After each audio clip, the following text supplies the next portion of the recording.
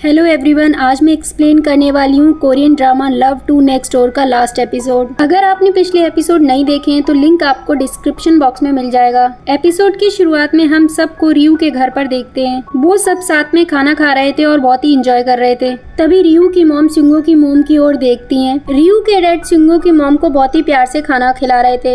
ये देख रियू की मॉम अपने हस्बैंड से उन्हें खाना देने के लिए कहती हैं। रियू के डैड उन्हें खुद से खाना लेने के लिए कहते हैं कि तुम्हारे पास सारी डिशेस रखी हैं, तुम आराम से ले सकती हो। इसके बाद रियू की मॉम डैड को छुट्टी काटती हैं उन्हें खाना ना देने के लिए। इधर रियू सिंगो को इशारा करती है बाद में अपने रूम में आने के लिए। इसके बाद सिंगो रियू के रूम में आता है। इसके बाद रियू सिंगो से कहती है कि आजकल तुम इतने ज्यादा बिजी हो गए हो कि तुम्हारे पास मेरे लिए टाइम ही नहीं है। सिंगो रियू को 1 हफ्ते और वेट करने के लिए कहता है। ये सुन रियू कहती है कि 1 वीक बहुत ही ज्यादा लंबा टाइम है, मैं तुम्हारे बिना कैसे रहूंगी। सिंगो कहता है मुझे भी 1 वीक 1 साल की तरह लग रहा है। ये कहते हुए वो रियू को हक कर लेता है। तभी वहाँ पर दोजिन आ जाता है और वो इन दोनों को ऐसे देख लेता है और चिल्लाकर अपने पेरेंट्स से कह रहा होता है, देखो ये दोनों बहुत ही वियर्ड सी हरकतें कर रहे हैं। रियू अपने भाई से कहती है तो क्या हुआ, अब हमें ऑफिशियली परमिशन मिल गई है दोनों फैमिली से। दोजिन इनसे बात कर रहा होता है और कह रहा होता है तुमने मेरा रेजर क्यों लिया है, और सिंगो को बताता है कि एक भालू है, ये हमेशा मेरा रेजर चुरा लेती है, इसकी वजह से मेरा रेजर खराब हो जाता है। और सिंगो से कहता है कि तुम्हें रियू के लिए फिर से एक बार सोच लेना चाहिए। रियू से चुप कराने की कोशिश कर रही होती है। तभी दोजिन कहता है रियू एक एलियन है, तुम्हारे पास अभी भी मौका है इससे बचने का। ये सुन सिंगो कहता है मुझे कोई परवाह नहीं है कि ये एलियन है या फिर भालू, मुझे ये जैसी है वैसी ही पसंद है और मैं इससे बहुत प्यार करता हूँ। और ये बात सुनकर रियू बहुत ही ज्यादा शर्मा जाती है। इसके बाद सिंगो दोजिन को कुछ पैसे देता है और कहता है कि तुम्हारा एग्जाम आने वाला है, तुम खाने पीने के लिए कुछ खरीद लेना। इसके बाद दोजिन कहता है कि अब से मैं तुम्हें ब्रदर इन लॉ बुलाऊंगा। वो ये सब बोल ही रहा होता है। रियू उसे अपने रूम से निकाल देती है। इधर कांग मोएम को पिक करने के लिए उसके ऑफिस में आया होता है। वो वहाँ मोएम के कलीग से मिलता है और वो सब उससे कह रहे होते हैं कि आजकल तुम तो दिखाई नहीं देते हो। कांग उसे बताता है कि आजकल वो बिजी है और उनसे अगले महीने को मिलने के लिए कहता है। लेकिन ये दोनों कहते हैं कि रहने दो, वैसे भी नेक्स्ट मंथ मोएम यहाँ पर नहीं होगी क्योंकि उसे साउथ पोल भेजा जा रहा है और वो वहाँ पर सेफ्टी ऑफिसर बनने वाली है। और वो कांग को बताते हैं वहाँ पर जाना मोएम का सपना था और उसने अपने इस सपने को पूरा करने के लिए काफी मेहनत की है। तभी वहाँ पर मोएम आ जाती है और वो कांग के पास आकर कहती है कि तुम काफी टाइम से वेट कर रहे थे क्या। कांग उससे कहता है नहीं और कहता है वैसे तुम थक गई होगी, हमें घर पर चलना चाहिए। लेकिन मोएम कहती है नहीं मैं ठीक हूँ, मैं गाड़ी में सो सकती हूँ, चलो डेट पर चलते हैं। कांग भी डेट पे जाने के लिए मान जाता है। इसके बाद में हम इन दोनों को एंटरटेनमेंट पार्क में देखते हैं। दोनों राइड पे जाने का वेट कर रहे होते हैं। यहाँ पर मोएम बहुत ही ज्यादा एक्साइटेड होती है राइड पे जाने के लिए, पर कांग बहुत ही ज्यादा डरा हुआ होता है। मोएम कांग से कहती है अगर तुम इस पर नहीं जाना चाहते हो तो कोई बात नहीं, हम कुछ और चीज ट्राई कर लेंगे। कांग मना कर देता है। इसके बाद में हम उन दोनों को उसी राइड पे देखते हैं। कांग डर से कहता है कि यहाँ पर मेरा चश्मा टूट सकता है। ये सुन मोएम कांग से कहती है मैंने तो तुम्हें कभी चश्मे के बिना देखा ही नहीं। ये कहते हुए उसका चश्मा निकाल लेती है और उससे पूछती है क्या मैं तुम्हें अभी भी दिखाई दे रही हूँ। कांग कहता है तुम चाहे मेरे पास में हो या मुझसे दूर हो, मैं तुम्हें हमेशा देख सकता हूँ। इसके बाद हम दोनों को उस राइड को एंजॉय करते हुए देखते हैं और इसी तरह वो अपनी डेट को बहुत ही ज्यादा एंजॉय करते हैं। इधर हम सारी मॉम्स को देखते हैं जहाँ रियू की मॉम और सिंगो की मॉम अपनी दोनों फ्रेंड्स को रियू और सिंगो के डेट करने के बारे में बताते हैं। ये सुनकर वो दोनों फ्रेंड्स हंसने लगती हैं और कहती हैं कि अब तुम दोनों इन लॉज बनने वाले हो। इसके बाद रियू और सिंगो की मॉम उनकी शादी के बारे में बात कर रहे होते हैं जहाँ रियू की मॉम कहती हैं कि शादी अगले स्प्रिंग को करेंगे, मई के आसपास ठीक रहेगा। सिंगो की मॉम मना करते हुए कहती हैं कि नहीं, इस ईयर के लास्ट में शादी कर देते हैं और शादी होटल में होनी चाहिए। रियू की मॉम कहती है नहीं, होटल में खाना महंगा होता है। ये सुन सिंगो की मॉम कहती है चलो स्मॉल वेडिंग कर लेते हैं। रियू की मॉम इसके लिए भी मना कर देती है। सिंगो की मॉम चिल्लाते हुए कहती है कि आखिरकार तुम मुझसे क्या करवाना चाहती हो। ये देख उनकी फ्रेंड कहती है तुम दोनों को झगड़ते हुए शर्म नहीं आती, वो भी एक छोटी बच्ची के सामने।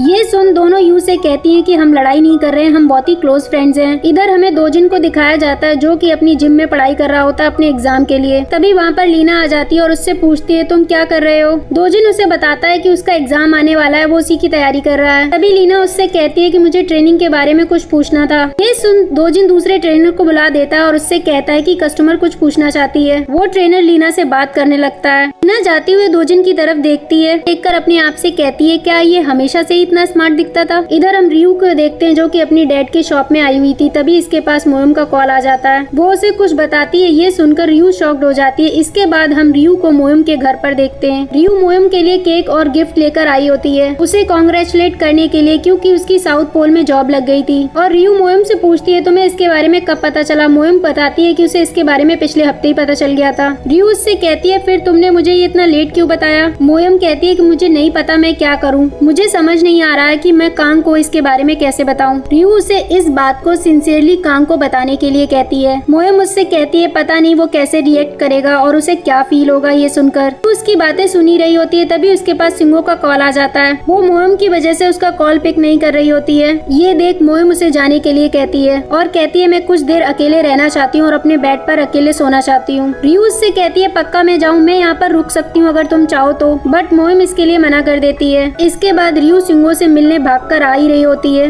ये देख सिंगो से आराम से आने के लिए कहता है और कहता है तुम्हें चोट लग सकती है, लेकिन रियू उसकी बात नहीं सुनती और उसे आकर गले लगा लेती है और कहती है मैं तुम्हें देखने के लिए तरस गई थी। सिंगो कहता है मेरा हाल भी कुछ ऐसा ही था और उससे कहता है मैंने अपना सारा काम खत्म कर लिया है, मैं इन दिनों काफी बिजी हो गया था। रियू इसके लिए सिंगो को प्रेज करती है। इसके बाद वो सिंगो को मोयम के साउथ पोल की जॉब के बारे में बताती है। सिंगो भी ये जानकर बहुत खुश होता है। इधर सिंगो की मॉम रियू की मॉम से कहती है कि तुम मुझे खाना बनाना सिखाओगी। रियू की मॉम इसके लिए मान जाती है और बदले में उनसे इंग्लिश सिखाने के लिए कहती है और कहती है मैं फॉरेन ट्रिप पर जाकर वहाँ के लोगों से बात करना चाहती हूँ। ये सुन सिंगो की मॉम मान जाती है। इसके बाद हम इन दोनों को खाना बनाते हुए देखते हैं, जहाँ रियू की मॉम सिंगो की मॉम को खाना बनाना सिखा रही होती है। फिर सिंगो की मॉम रियू की मॉम को इंग्लिश पढ़ाना सिखा रही होती है। इधर हम रियू और सिंगो के डैड को देखते हैं, जहाँ रियू के डैड कह रहे होते हैं कि हमारी वाइफ्स तुम्हारे घर पे हैं और हम यहाँ पर हैं, हमारा ग्रुप बहुत ही अच्छा कर रहा है। सिंगो के डैड कहते हैं हमें अक्सर कर ऐसे मिलते रहना चाहिए। सिंगो के डैड रियू के डैड के लिए एक बहुत ही एक्सपेंसिव ड्रिंक लेकर आए होते हैं। ये देखकर वो बहुत ही ज्यादा खुश हो जाते हैं। साथ में एक कैमरा भी लाए होते हैं। ये देखकर रियू के डैड कहते हैं इसकी कोई जरूरत नहीं थी। सिंगो के डैड कहते हैं तुमने कहा था ना कि तुम पिक्चर्स लेना सीखना चाहते हो, इसीलिए। इसके बाद दोनों ड्रिंक्स को एंजॉय करते हैं और रियू के डैड सिंगो के डैड की बहुत सारी पिक्चर्स लेते हैं। इधर हम मोयम को देखते हैं जो कांग के घर पर आई होती है। वो कांग के लिए गिफ्ट लेकर आई होती है। कांग गिफ्ट को देख रहा होता है, उसमें टी शर्ट्स होती है जो कि पूरी फैमिली के लिए होती है। ये देखकर कांग बहुत ही ज्यादा इमोशनल और खुश हो जाता है। इसके बाद कांग मोयम से कहता है मेरे पास भी तुम्हारे लिए कुछ है। इसके बाद वो बहुत सारी जैकेट्स उसे देता है। ये देखकर मोयम उससे पूछने ही वाली होती है, तभी कांग उससे कहता है कि साउथ पोल पर बहुत सर्दी होने वाली है, इसीलिए तुम ये पहन लेना। मोयम कहती है तुम्हें कैसे पता चला कि मैं वहाँ पर जाने वाली हूँ। कांग उसे बताता है जब मैं तुम्हें पिक करने के लिए तुम्हारे ऑफिस पे आया था, तब वहाँ पर मुझे तुम्हारे कलीग्स मिले और उन्होंने ही तुम्हारे बारे में मुझे बताया। मोयम कांग से सॉरी कहती है और कहती है कि मैंने तुम्हें बताया नहीं क्योंकि मुझे समझ नहीं आ रहा था कि मैं तुम्हें ये कैसे बताऊं। तभी वहाँ पर यू आ जाती है और वो मोयम से कहती है मैंने सब कुछ सुन लिया, आपको वहाँ पर जाना चाहिए और वहाँ पर पहुँचकर मुझे बहुत सारी पेंगुइन की फोटो भेजना और हम यहाँ पर आपका वेट करेंगे। मोयम यू को अपने पास बुलाती है और उसे गोद में बिठा लेती है और उससे कहती है मैं तुम्हारे लिए बहुत सारे स्नैक्स लेके आऊंगी। ये कहते हुए उसे हक कर लेती है। कांग भी इनको ज्वाइन कर लेता है और वो आपस में तीनों हक कर रहे होते हैं और बहुत खुश होते हैं। कांग मोयम से कह रहा होता है कि हमारी लाइफ में आने के लिए शुक्रिया। इधर हम रियू को देखते हैं जो अपने रूम में होती है और अपने वीडियोस पे आए हुए कमेंट्स को देख रही होती है। तभी सिंगो रियू को अपनी विंडो पर बुलाता है और उससे बाहर मिलने के लिए कहता है। इसके बाद रियू रेडी होकर बाहर आती है और वो सिंगो से पूछती है तुम्हारा सारा काम हो गया। सिंगो कहता है हाँ। इसके बाद रियू पूछती है हम कहाँ पर चल रहे हैं। सिंगो रियू से कहता है कि आज हम अपनी नेबरहुड में घूमेंगे। इसके बाद हम इन दोनों को घूमते हुए देखते हैं। वो अपनी बचपन की सारी जगहों पर घूम रहे होते हैं और अपने बचपन के बारे में याद कर रहे होते हैं। घूमते हुए रियू को एक रेस्टोरेंट दिखाई देता है। ये देखकर वो सिंगो से कहती है कि ये रेस्टोरेंट पहले यहाँ पर तो नहीं था।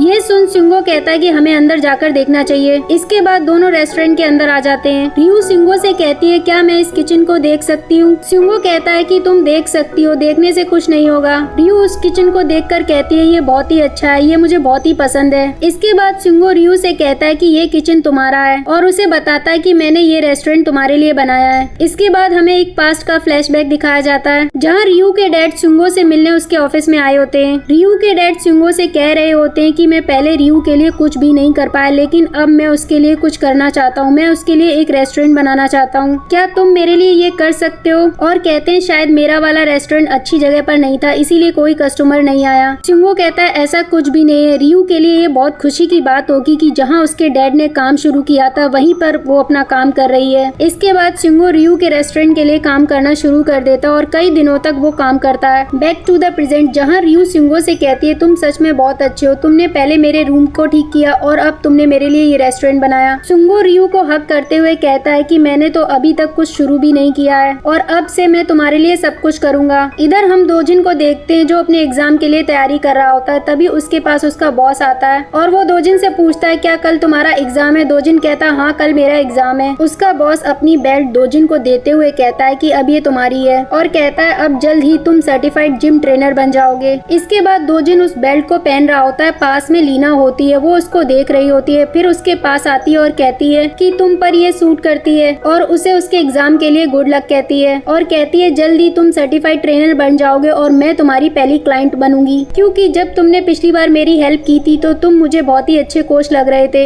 इसके बाद लीना स्माइल करते हुए वहाँ से चली जाती है। इसके बाद हमें कांग, मोयम, रियू और सिंगो को दिखाया जाता है। ये सब साथ में होते हैं। मोयम इन सबको फेयरवेल पार्टी दे रही होती है। सब उससे कह रहे थे कि तुम 1 साल के बाद आने वाली हो तो तुम्हें कुछ बड़ा करना चाहिए था। मोयम कहती है सिर्फ 1 साल की बात है, मैं बाद में आकर तुम लोगों को एक बड़ी सी पार्टी दे दूंगी। नेक्स्ट डे मोयम साउथ पोल जा रही होती है और वो अपनी फैमिली को बाय कहती है। साथ में यू भी होती है, वो उसे भी बाय कहती है। कांग मोयम को एयरपोर्ट तक छोड़ने के लिए जा रहा होता है। इधर हम रियू को देखते हैं जो कमेंट रीड कर रही होती है। वो सबके कमेंट्स का रिप्लाई कर रही होती है। वो फिर से वही कमेंट देखती है जिसका उसने अभी तक रिप्लाई नहीं किया था। ये वही कमेंट होता है जिसमें लिखा होता है कि मैं बहुत बीमार हूँ, मेरे पास खाना बनाने के लिए बिल्कुल भी एनर्जी नहीं है, पर तुम्हारी रेसिपी को मैं ट्राई करना चाहती हूँ। उसके बाद रियू उस कमेंट का रिप्लाई करते हुए अपने रेस्टोरेंट का नाम लिखती है और कहती है तुम आकर यहाँ खाना खा सकती हो। इसके बाद हम उन दोनों को उस रेस्टोरेंट में देखते हैं, दोनों प्लेट साफ कर रहे होते हैं। तभी वहाँ पर रियू के पेरेंट्स आ जाते हैं और वो दोनों रेस्टोरेंट को देखने लगते हैं। तो रियू की मॉम के लिए कॉफी बनाता है। रियू की मॉम रियू से कहती है कि क्या तुम इस सब को अकेले कर पाओगी। इसके बाद रियू अपने डैड से कहती है क्या आप मेरे एडवाइजर बन सकते हैं। ये सुन रियू के डैड मना कर देते हैं और कहते हैं कि मैं फिर से काम नहीं कर सकता। रियू कहती है कि आपको काम नहीं करना, आपको सिर्फ एडवाइजर बनना है। मॉम भी डैड को कह रही होती है कि तुम्हें रियू के लिए ये करना चाहिए। सबके इतना कहने के बाद रियू के डैड मान जाते हैं। इसके बाद हम रियू और सिंगो को देखते हैं। रियू अपना काम कर रही होती है। सिंगो उसे देखकर कहता है कि तुम जुकरबर्ग की तरह दिख रही हो। इसके बाद वो उससे कहता है कि तुम्हें याद तो होगा हमें आगे क्या करना है। इसके बाद हम रियू को एक वेडिंग ड्रेस में देखते हैं। रियू सिंगो से पूछती है कि वो कैसी लग रही है। सिंगो रियू को देखता ही रह जाता है और वो कुछ भी नहीं बोल रहा होता है और कह रहा होता है कि मेरे पास कहने के लिए कोई शब्द नहीं है, तुम इसमें बहुत ही सुंदर लग रही हो। इसके बाद सिंगो कहता है कि हम इसे खरीद लें। रियू कहती है कि ये बहुत ही महंगी होगी। सिंगो हंसते हुए कहता है कोई बात नहीं, तुम इसे रेस्टोरेंट में पहन सकती हो या बाथ हाउस में पहन सकती हो। इसके बाद रियू कहती है कि मैं इसमें कंफर्टेबल फील नहीं कर रही हूँ, क्या तुम मेरे पास 1 सेकंड के लिए आ सकते हो। जैसे ही सिंगो रियू के पास आता है वो उसे गले से पकड़ लेती है और उससे कहती है तुम्हें क्या लगता है मैं इस ड्रेस में तुम्हें मार नहीं सकती हूँ। सिंगो उससे कहता है कि तुम मेरे साथ ऐसा नहीं कर सकता है, क्या नहीं, मैं तुम्हें जब चाहे तब मार सकती हूँ। ये कहते हुए वो उसे किस कर लेती है। इसके बाद हम सिंगो की मॉम को वेडिंग ड्रेस में देखते हैं जहाँ सिंगो अपनी मॉम से बोल रहा होता है कि आप बहुत ही प्यारी लग रही हैं और उनसे पूछता है क्या आप रेडी हैं। तभी वहाँ पर सिंगो के डैड भी आ जाते हैं। सिंगो की मॉम कहती है कि मैं कैसी लग रही हूँ और कहती है कि इस एज में एक वेडिंग ड्रेस पहनना ये कुछ ज्यादा ही नहीं हो गया। तभी वहाँ पर रियू भी आ जाती है। वो उनसे कहती है कि आप बहुत ही प्रिटी लग रही हैं। सिंगो की मॉम रियू को थैंक यू कहती है और कहती है कि मुझे तुम्हारी वजह से ये ड्रेस पहनने का मौका मिला। इसके बाद हमें एक फ्लैशबैक दिखाया जाता है। ये तभी का था जब रियू वेडिंग ड्रेस ट्राई कर रही थी, जहाँ रियू सिंगो से कहती है क्या हम 1 साल के लिए शादी को पोस्टपोन नहीं कर सकते हैं। सिंगो उससे पूछता है ऐसा क्यों। रियू से बताती है अभी उसके पास करने को बहुत कुछ है, उसने एक नया रेस्टोरेंट खोला है और सबसे बड़ी बात मोयम भी यहाँ पर नहीं है, उसके बिना शादी करना ये बहुत ही अजीब हो जाएगा। ये सुन सिंगो थोड़ा सा सैड हो जाता है लेकिन इसके बाद वो मान जाता है और तभी रियू ने ये आइडिया दिया था सिंगो के पेरेंट्स की रीवेडिंग का।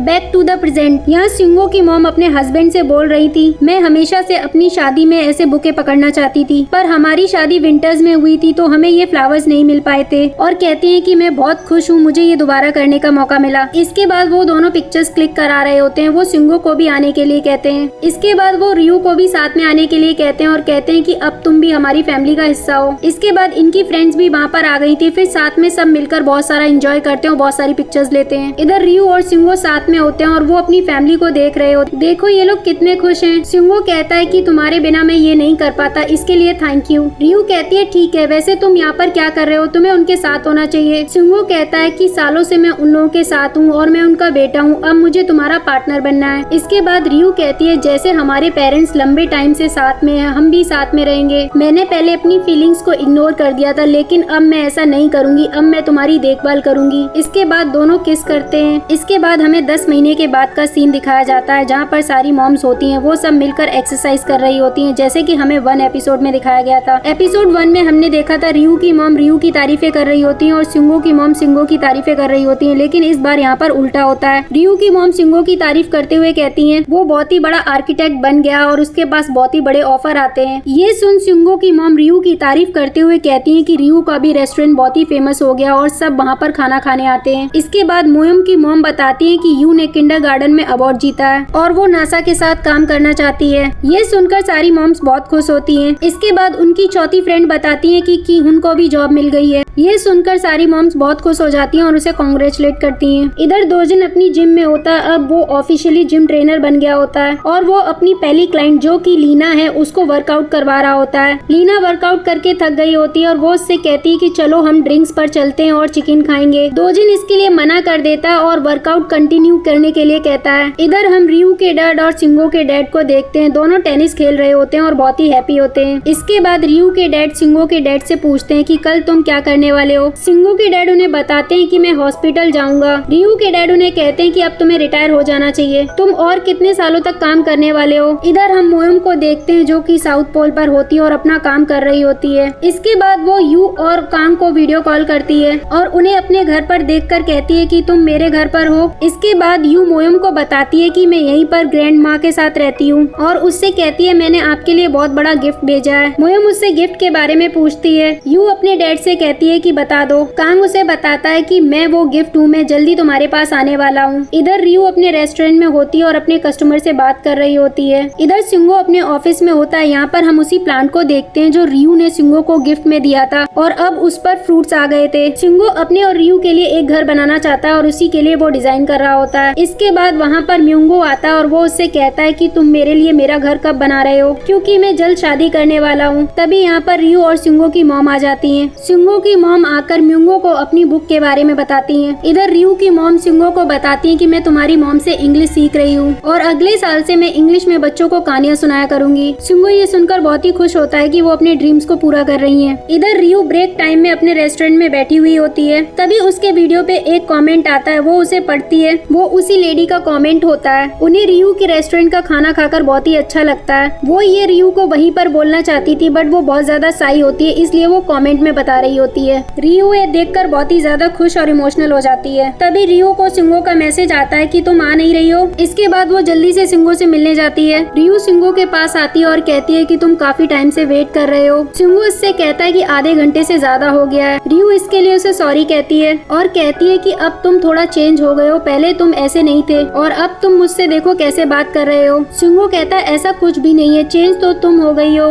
तुम्हें पता था ना आज का दिन हमारे लिए कितना इम्पोर्टेंट है, हमें हमारे घर को देखने जाना था। रियू कहती है तुम अकेले भी तो जा सकते थे, वैसे भी तुम इसमें स्पेशलिस्ट हो। ये सुन सिंगो उससे कहता है कि ये घर तुम्हारे लिए कोई मायने नहीं रखता। रियू उससे कहती है ऐसा नहीं है। वो एक्सप्लेन कर ही रही होती है तो सिंगो उससे कहता है कि हम लड़ाई कर रहे हैं और कहता है चलो कुछ रूल बनाते हैं। रियू कहती है ठीक है, हम जब भी आर्गुमेंट करेंगे तो हम एक दूसरे का हाथ पकड़े रखेंगे। सिंगो भी इसके लिए मान जाता है और ऐसे ही वो साथ में फाइट करते हुए जा रहे होते हैं। इसके बाद सिंगो रियू से कहता है मैंने इस चीज के लिए 30 साल तक वेट किया है और अब तुम मुझे 10 महीने और वेट करने को बोल रही हो। रियू कहती है हाँ एक और बात, हमारे रूम में 2 सिंगल बेड होंगे। सिंगो इसके लिए मना कर देता है और वो कहता है हमारे रूम में किंग साइज बेड होगा। रियू कहती है कि तुमने मुझसे बिना पूछे ही डिसाइड कर लिया। इसके बाद सिंगो कहता है चाहे कुछ भी हो जाए, हम कितना भी लड़े झगड़े, हम हमेशा साथ में रहेंगे। ये सुन रियू स्माइल करने लगती है। इसके बाद सिंगो कहता है हमें एक और नया रूल ऐड करना होगा, हमारे घर में किसी का भी सेपरेट रूम नहीं होगा और ना ही बेड्स अलग होंगे। इसके बाद रियू सिंगो को उस कॉन्ट्रैक्टर को कॉल करने के लिए कहती है और कहती है कि पॉसिबल हो तो क्या हम आज घर देखने जा सकते हैं। इसके बाद सिंगो उस कॉन्ट्रैक्टर को कॉल करता है और उन्हें घर देखने का अपॉइंटमेंट मिल जाता है और ऐसे ही वो अपने घर को देखने के लिए हंसते खेलते हुए जा रहे होते हैं। इसी के साथ यहीं पर ड्रामे की हैप्पी एंडिंग होती है। आपको ये ड्रामा कैसा लगा मुझे कमेंट सेक्शन में जरूर बताइएगा। वीडियो पसंद आया तो वीडियो को लाइक करें, चैनल पर पहली बार आए तो चैनल को सब्सक्राइब करें। मिलती हूँ मैं आपसे एक नई कोरियन ड्रामा के साथ, तब तक के लिए बाय बाय।